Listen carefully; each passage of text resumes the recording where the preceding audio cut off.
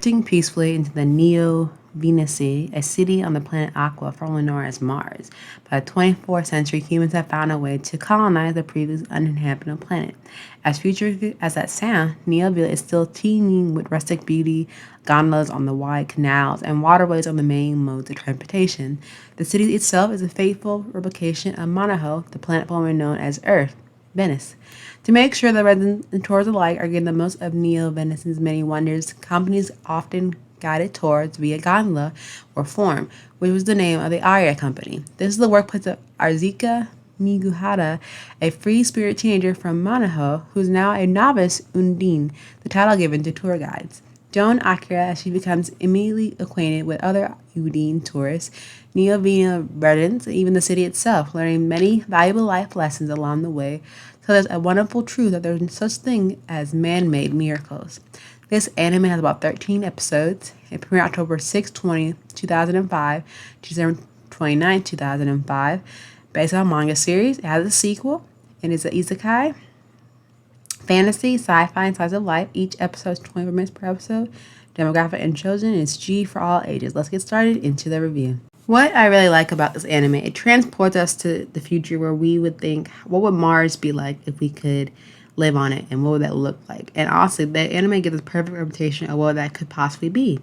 I think overall, it's kind of beautiful to bring back that whole gondola experience that you would see in towns or countries that are like basically that is their mode of transportation, like in Venice, Italy, I believe.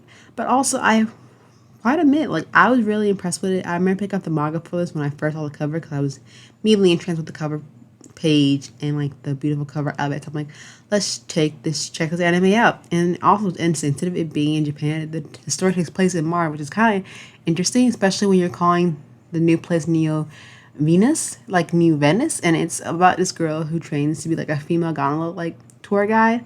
And I think this is very interesting because the story isn't particularly too overcomplicated. That each episode kind of evolves around that and how they get around. And normally with art and animation, it's very pretty, very beautiful. The way the environments are, they're very stunning and show this new city in a new light. And these characters are very, very, very, I think, humanized and more relatable.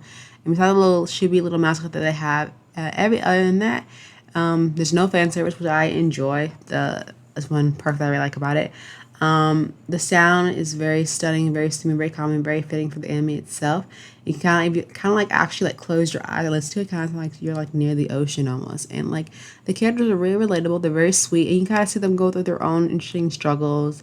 Being these tour guides, welcoming new tourists all around the world, and I really appreciate that because it takes you to a new place where you never think you would go before. And I think overall, I like it. I like how all the characters fit in this story and this world that we're open up to.